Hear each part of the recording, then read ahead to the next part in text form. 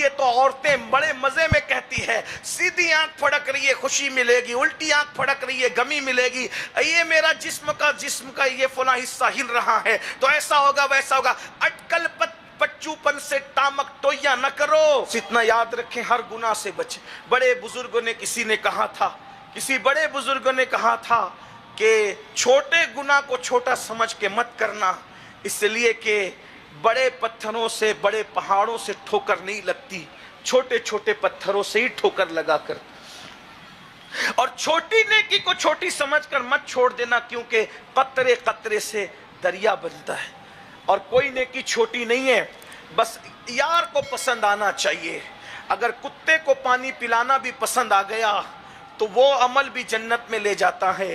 راستے سے تکلیف دینے والی چیز کو ہٹا دیا، وہ عمل بھی جنت میں لے جاتا ہے۔ کسی کو اللہ کی رضا کے لیے دیکھ کے مسکرا دیا، وہ عمل بھی جنت میں لے جاتا ہے۔ اس لیے کسی نیکی کو چھوٹا مت کرو، نیکی نیکی ہے۔ میرے آقا علیہ السلام کی حدیث ہے، البر لا یبلا والذنب لا ینسا والدیان لا یموت، اعمل ما شئت کما تدین تدان۔ نیکی کبھی پرانی نہیں ہو سکتی، گناہ کبھی بھلایا نہیں جا سکتا، بدلہ دینے والے خدا دیان کو کبھی موت نہیں آ سکتی، وہ حی و قیوم ہے، اس کو کبھی موت نہیں آ سکتی۔ اور تم جو کرو گے تمہیں وہی ملے گا، سو تم جو چاہو کرو۔ نیکی کرو، نیکی کا صلہ اچھا ہے، برائی کرو، برائی کا صلہ برا ہے۔ کسی کہنے والے نے کہا تھا، بھلائی کر بھلا ہوگا، برائی کر برا ہوگا، کوئی دیکھے نہ دیکھے پر خدا تو۔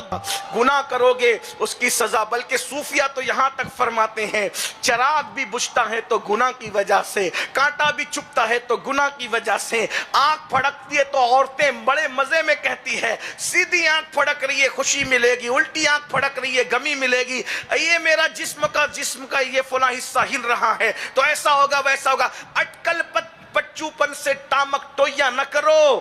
بزرگوں نے، صوفیہ نے فرمایا، آنکھیں پھڑکتی ہے گناہ کی وجہ سے، جسم میں حرکت ہوتی ہے گناہ کی وجہ سے، جسم میں کھجلی بھی گناہ کی وجہ سے آتی ہے، بیماری بھی گناہ کی وجہ سے آتی ہے۔ اللہ بعض، مگر اللہ کے بعض مقبول بندے، اللہ ان کو آزمائش کے لیے اس میں مبتلا کرتا ہے۔ قرآن کہتا ہے، وَمَا أَصَابَكُم مِّن مُّصِيبَةٍ فَبِمَا كَسَبَتْ أَيْدِيكُمْ، کہ تم پر جو بھی مصیبت آتی ہے وہ تمہارے عمل کی وجہ سے آتی ہے۔